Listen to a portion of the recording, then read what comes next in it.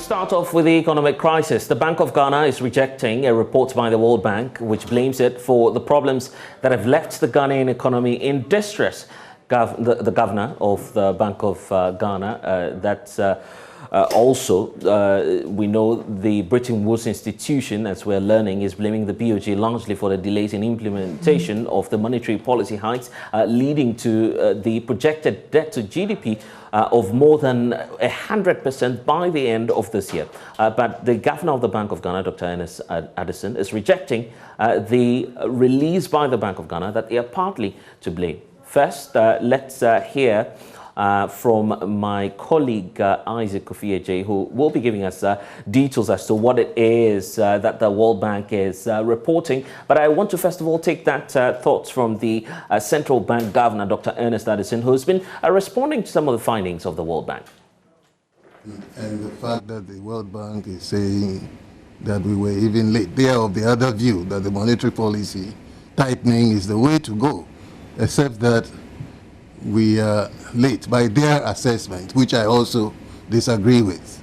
Because if you would recollect, we started this policy tightening as far back as November 2021, right? It wasn't in January when we got locked out of the market that the MPC started tightening rates. We had already foreseen, issues of prices rising. And therefore, in November 2021, we did our first tightening of the monetary policy rate. We were even ahead of the Fed and some of the more advanced countries, in tightening our policy rate. And I believe even in sub-Saharan Africa, the Bank of Ghana was one of the first central banks that moved away from this easing of a monetary policy stance because of the impact of COVID, right? To the tightening stance, because we could see that it was about time that we had a shift in policy stance, because we were moving away from the impact of the pandemic into this new regime of higher inflation rates. Then the issue about whether we are seeing the impact, the transmission. In our view, this policy is working. And one of the things we focused on has been the monthly increases in the rate of inflation. If you look at it, you look at the monthly changes in inflation, there is some softening of the pace at which prices are rising. That obviously suggests that there is at least some impact on the overall price level. Well, Dr. Ernest Addison there, Central Bank Governor, but then what exactly triggered this whole statement from the Central Bank Governor? My colleague Isaac Kofi, data analyst and with the Joy News research desk, is joining me in studio for more on this. Isaac, let's start off from what's triggering all of this from the Central Bank. Why are we getting this response? Right, so we saw the World Bank releasing what they call Africa's Pulse Report, which they indicated that there are some 5 countries in Africa or sub-Saharan Africa that will record debt to GDP ratios above 100%. And so if you look at these 5 countries that they mentioned, Ghana was one of them, I think number 4. Ghana's debt to GDP ratio by the end of 2022 is projected to hit more than 104 percent of GDP. Which is supposed to come down to some 99.1% by next year, 2023. And in the election year, the World Bank is projecting that this will also go up. But they gave some reasons. They gave 3 reasons why this is happening. First one, they mentioned the depreciation cedi, and they also mentioned the widening deficit, budget deficit, and also the inflation rate that they also mentioned as one of the key factors. But they went ahead to blame Bank of Ghana largely for these 3 indicators that I spoke about being the drivers of this 104 debt to GDP ratio projection. So and we need to be clear on that. Why is the World Bank having issues with the Central Bank? Well, so if you recall, earlier the early part of this year, the World Bank released a statement, and they were very categorical, saying that, you know, look at the war in Ukraine. Look at, we are all recovering from COVID-19. Central banks that have started increasing a policy rate continue with it. That was the World Bank and the IMF directive to central banks. Yeah, but then the reverse is the case in our country. In our case, we may say that the hikes have not been, you know, it hasn't even been more than 4 this year. So the first one that we did, I think, was somewhere in May this year. Then we saw another hike in August and other things. But the central bank, the Bank of Ghana is saying that, you know, the World Bank is saying that Bank of Ghana delayed in this policy rate hikes that they have introduced. And even in the case where they introduced the policy rates, they weren't enough to offset the kind of... So what's the problem largely? Due to the delay or as a result of the poor implementation of the policy? So two things. One, they are saying categorically, you delayed. Two, when you delayed and you came in with this monetary policy rate hikes, 250 basis points, 200 and 150, all these three, you know, hikes that you introduced were not enough to actually offset the kind of, you know, probably... And partly that's accounting for where we are today, as the World Bank is arguing. Rejected by the World Bank. But then we're receiving a lot of reactions to where we are now in terms of the economic meltdown. Let's start off with the concerns of, for instance, Alex Mould, who was on the polls yesterday. There's someone who's had that experience in the capital markets. He's been sharing his thoughts. How do we situate that into the crisis in which we find ourselves today? Well, basically, he is saying that, you know, government saw this problem coming and they couldn't do anything about it. He's also saying that the problem we are currently facing started off somewhere last year, where, you know, widening debt stock and then also a huge wage bill and then using, you know, financing of our debts caused these problems. And he also says that it looks as if the finance ministry or the government is clueless in some of these, you know, measures that they have to put in place. And then generally he's saying that the measures that the Bank of Ghana, the finance ministry, the government itself in general put in place to actually help, you know, salvage this situation hasn't really... He's talking about this haircut approach on the part of government. How do we connect that to what's happening today? So one, the basis of this whole thing is that government is currently having an expenditure, you know, bill or an expenditure which is hugely or largely more than the kind of revenue that we're expecting this year. So it's creating this huge deficit of more than 40 billion Ghana cedis. And government will have to find ways and means to finance this. Government already have come in to say that, you know, MMDCs and other things, we are giving you a haircut of more than 20%. Government's also doing so many things, it's putting a lot of freeze on some of this importation so that we can actually have the kind of fiscal space that we want. So he's been speaking. Let's take a listen.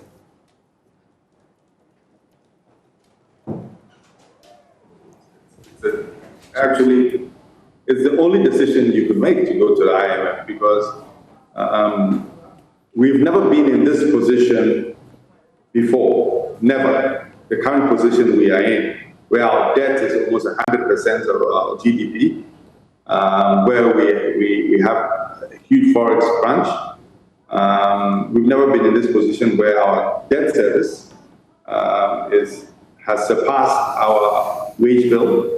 So this is a different scenario, and don't let anybody fool anybody that this is the same as, you know, 2014 or it's the same as when we went HIPIC. We are in a bankruptcy mode. People should understand Ghana is in bankruptcy. That is where we are. And if you are in bankruptcy, any finance person or any accountant will tell you that we are in what we call debt financing. We have to talk to our creditors. We have to put in some austerity measures. We have to reduce our wage bill. We have to reduce our expenditure. We have to cut all the discretionary spending. And we have to realign things. The problem is we have a structural issue right now. So it is not just going to the IMF, but it's more of a look into the causes of our current predicament. And we need all the finance people and the economists working together to fix this problem. The government was out of control of how to run the economy long ago. It's not currently. And that's why we're in this predicament. And they have no options. And that's why they have gone to the IMF, because the only option they have is to reduce our debt service. They don't have any options of increasing the revenue. They don't have any options. And they are in a corner where they can't do much. And the IMF is going to be their savior. But you see, most people don't misconstrue what the IMF does. The government has to bring.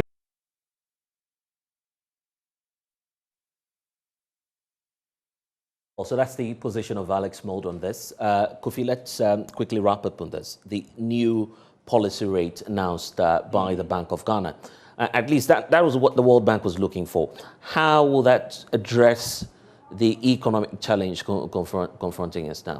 Right, so if you look at Ghana's policy rates right from the beginning of the year, the trajectory, you can actually see that in my repository, when I'm looking at the data, it says that back then in January this year, the policy rate was around 14.5%. Inflation was still rising. And then the last time that government hiked this rate from 14 to 17 was March. So it took them about 3 months or 2 months. Then the next hike was from March, was in May. So May, the next one was in March. Right. And then currently we are having the 24.5 policy rate hike. Now, what would this do? What would be the impact? So usually when your inflation is rising, you have to keep a certain policy rate, either close or above the inflation rate. And it must have an impact on the depreciation of your currency. Right. Very important. So we looked at the data, and to be fair, what Bank of Ghana introduced actually brought some relief on the cedi in terms of depreciation. But the World Bank made two emphatic statements. One, it says you delayed. Two, the measures you put in place, they weren't sufficient, or they weren't enough. So the question is, the kind of depreciation we've seen, or the kind of appreciation we've seen of the cedi to the dollar, is it enough for us? Because when we're coming, I was checking the rate, a dollar to a cedi is now around, I think $1 is to 11 cedis, right? So we began the year with $1 is to 6 cedis, and now we are doing $1 is to 11 cedis. So on the market, the cedi has actually depreciated by more than 60%. Interbank is also the same thing. The financial, the summary and economic data that Bank of Ghana, published yesterday, will give you a certain picture. So even if you look at our international reserve, this is having an impact on the economy. Blessed. If you look at the data as a country, look at our import cover as a country, it's about 2.6 months. So it means that the kind of reserves we have is about $6.6 billion can only afford us 2 months of import. That's terrible. That's how dire the situation is, and it's all grim if you're doing business here in Ghana. The Ghana Union of Traders already is expressing worry that the woes of the Ghanaian entrepreneur will be deepened, giving the latest hike in the policy rate by the Bank of Ghana. The Monetary Policy Committee, as we do know it, of the central bank increased the policy rate by 250 basis point to 24.5%. This, we need to state, is the highest policy rate increase since 2017. A couple of months back, we do recall that Guta was on the neck of the central bank and the authorities to reconstitute the fiscal inter-stakeholder committee that will address collectively issues relating to the Ghana cedis. Joining me now is the president of the Ghana Union of Traders, Dr. Joseph Obing. Thank you so much, sir, for your time here on The Pulse. So why are you getting worried when the Bank of Ghana says, well, this is part of the measures in addressing challenges facing the economy? Why are you worried? Doc, you'd have to unmute for me so I can clearly hear the points that you're making. Dr. Obeng, if you can hear me, I'm asking you to unmute so we can hear the points you're making.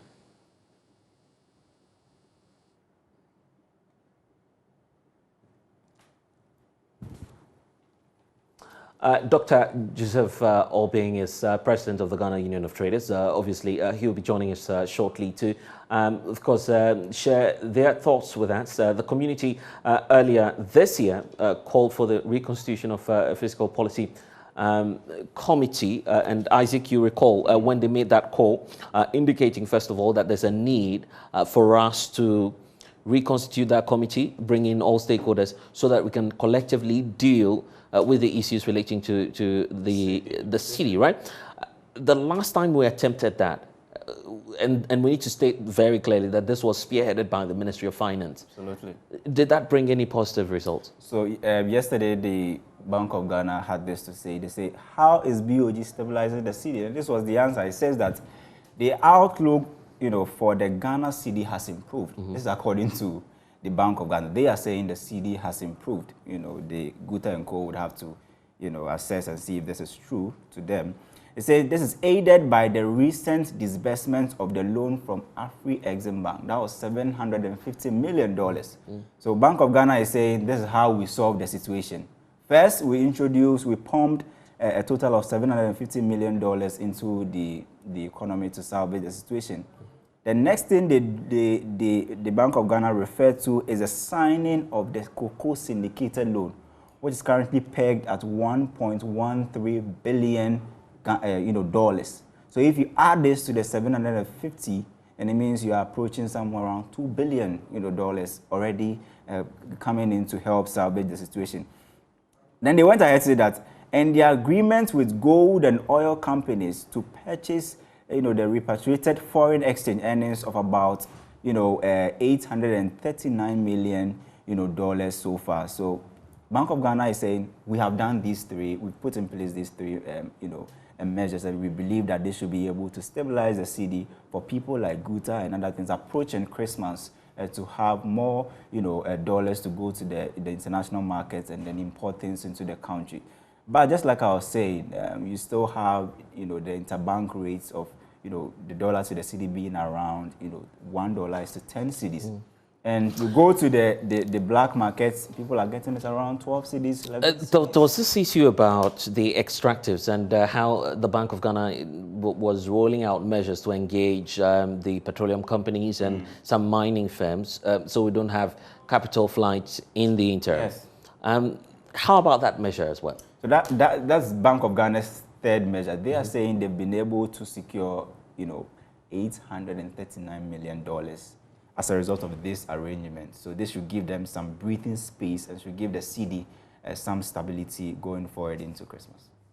Isaac Ofieje is with our research desk, of course, helping us with all of the figures. In fact,